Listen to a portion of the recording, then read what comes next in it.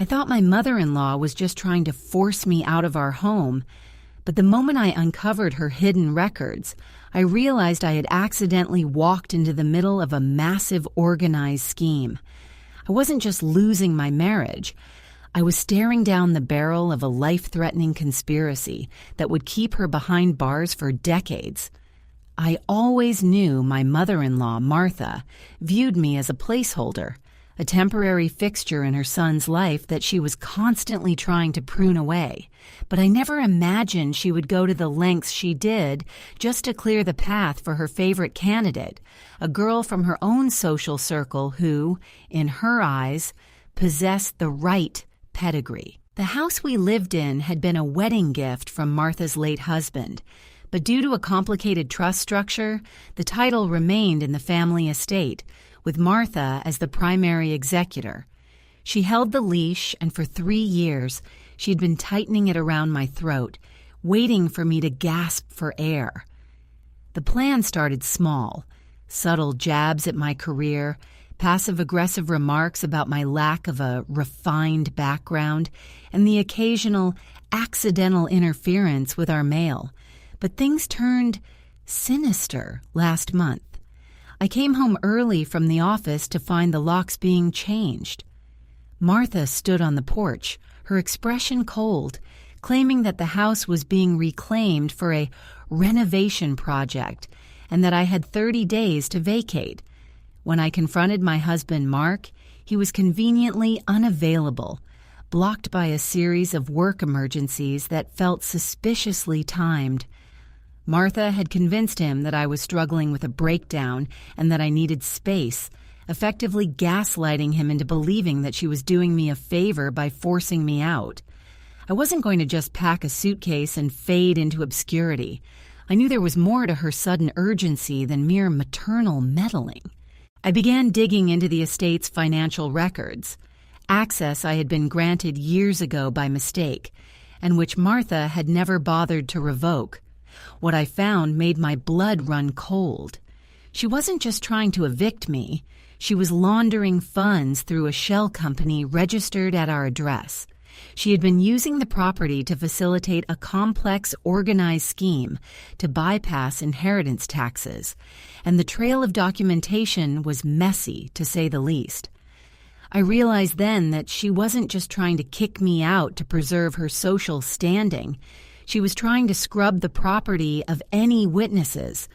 If I were gone, she could finalize the sale of the house to a shell corporation she controlled, effectively washing the money and distancing herself from the paper trail I had just uncovered. But she made one fatal mistake. She assumed I was the fragile, naive girl she'd met at the wedding.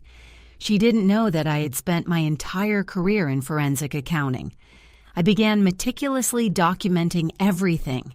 I created backups of the wire transfers, the illicit property transfers, and the correspondence between her and her financial advisors.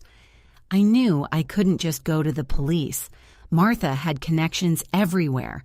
Instead, I started feeding her the rope she needed to hang herself. I sent her a message, playing the part of the distraught, defeated wife who was ready to leave quietly. I told her I just wanted to settle the final utility bills and collect my sentimental items before I departed.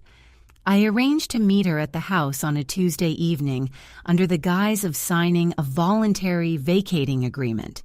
In reality, I had set the stage for something much bigger. I had contacted a specialist, someone who deals with cases involving financial misconduct and the discovery of illegal activities.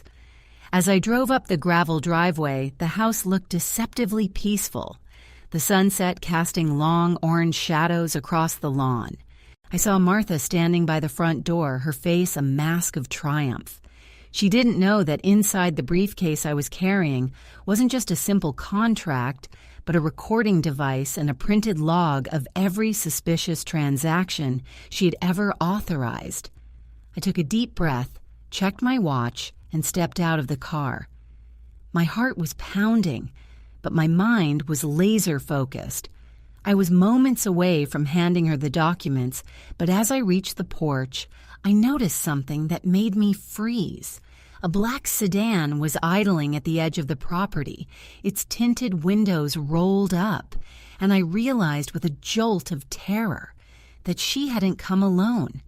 She had backup, and they weren't looking to negotiate. The men in the black sedan weren't just hired help. They carried the clinical, detached aura of people who cleaned up messes for a living. Martha didn't look at them, but her posture stiffened with a predatory pride that made my skin crawl. She thought she was untouchable, protected by the dark shadows of her influence. As I walked up the porch steps, the floorboards groaned, a sound that usually felt like home, but now felt like a warning siren.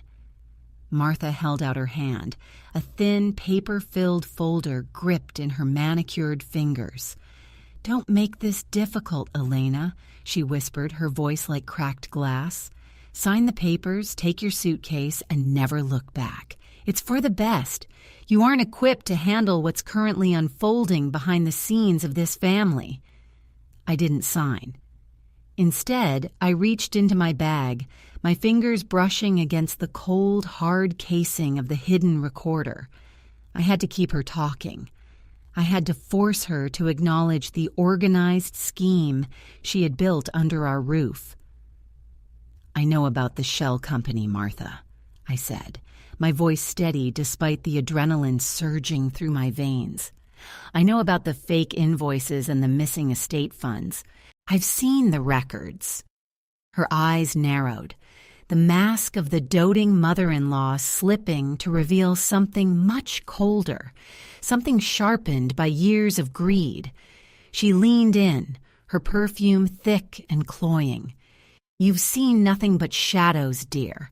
And if you think a few digital files will protect you from the weight of this, you're more naive than I thought." She gestured toward the car, and one of the men stepped out. He didn't look like a lawyer. He looked like someone who had spent his life dealing with illegal activity and keeping secrets buried in the dark. He wasn't carrying a briefcase. He was carrying a small, heavy-duty metal case that looked far more dangerous than anything a notary would bring. Martha turned back to me, her smile devoid of warmth. "You see, Elena, there are people in this city who don't care about inheritance taxes or house titles. They care about supply chains. They care about moving restricted assets through legitimate-looking fronts. You were always just a decoy, an address, a name on a lease that kept the authorities looking the other way. But now, you're a liability." I felt the blood drain from my face. I hadn't just uncovered a tax fraud. I had stumbled onto a much larger, far more dangerous web of deceit. Martha wasn't just laundering money. She was providing a front for an international syndicate to transport restricted items. The house wasn't just a home. It was a warehouse for things that would land anyone involved in a prison for decades. I realized then that my evidence wasn't just my leverage, it was my death warrant. "I've already sent the files to the Service of Internal Safety," I lied, my voice shaking just enough to sound terrified, yet defiant. "If anything happens to me, the entire organized network is exposed within the hour." Martha's hand lashed out, gripping my arm with surprising strength. "You're bluffing," she hissed. "But even if you aren't, you think they'll stop for you. They'll just burn the house down with both of us inside." She pulled a phone from her pocket and tapped a single button. "Show her," she commanded the man. The man walked up the stairs, his movements deliberate. He set the metal case down on the porch and clicked the latches open. Inside weren't papers or contracts, but a set of keys and a single, heavy photograph. It was a picture of me, taken from inside my own bedroom while I was sleeping. The date stamp was from 2 hours ago. My breath caught in my throat. I hadn't just been monitored. I had been hunted. As the man reached into his jacket pocket, I heard the distinctive, sharp click of an object being readied. I realized with a sickening clarity that Martha hadn't intended for me to leave this porch alive. She was clearing the board, and I was the final piece. Just as she moved to step aside, I heard the distant, unmistakable wail of a siren approaching, cutting through the heavy silence of the evening. Martha froze, her eyes scanning the driveway, and for the first time, I saw a flicker of genuine fear cross her face. But it wasn't the police. A black SUV barreled around the corner, ignoring the curb and slamming directly into the back of the sedan, sending metal screeching against metal. I threw myself to the ground as the back window of the SUV shattered, and a figure leaned out, leveled a weapon at the man on the porch, and fired. The porch exploded in splinters as I scrambled toward the side of the house, my heart hammering against my ribs like a trapped bird. The man on the steps collapsed, his grip on the metal case loosening, while Martha shrieked, clutching her pearls as if they could shield her from the chaos. The black SUV had acted as a battering ram, effectively pinning the intruders between two steel hulks. Chaos erupted as the doors of the SUV flew open, but these weren't thugs. They were professionals, moving with a tactical precision that made my head spin. I realized in a blur of confusion that my frantic emails to the Service of Internal Safety hadn't gone unanswered after all. They had been watching this organized scheme for months, waiting for the central node to break cover. I was merely the catalyst they needed to force Martha's hand. As the officers swarmed the porch, the air filled with the sharp, clinical language of an arrest. Martha was being restrained, her face a mask of purple-hued rage and utter disbelief. She looked toward me, her eyes burning with a venomous intensity. "You think you've won?" she spat, her voice raspy as she was dragged toward the unmarked vehicle. "You've destroyed this family, Elena. You've burned everything to the ground." I didn't say a word. I just watched, a hollow, cold satisfaction settling in my chest. She wasn't just losing a house. She was facing a monumental prison term, a fate reserved for those who play with the lives of others as if they were pawns. The evidence I had gathered, combined with the real-time surveillance the agency had been running, created an airtight case that would keep her behind bars for the rest of her natural life. The lead investigator approached me, handing me a heavy wool blanket. He didn't offer comfort, he offered the truth. "We've been tracking this network for 3 years," he said, his voice flat. "Your digging provided the final link between the financial shell companies and the physical distribution of prohibited goods. You did what we couldn't do alone without risking an innocent life." I finally exhaled, the weight of the last few months beginning to lift. Mark, my husband, eventually arrived on the scene, summoned by the authorities. His face was a map of confusion and dawning horror as he realized his mother hadn't been renovating our life. She had been systematically dismantling it.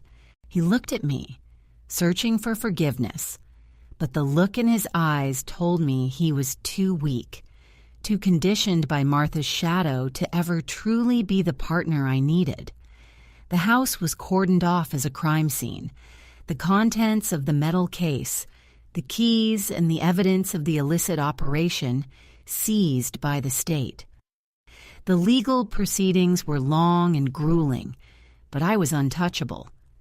I became the star witness, protected and shielded by the very service of internal safety that Martha had feared.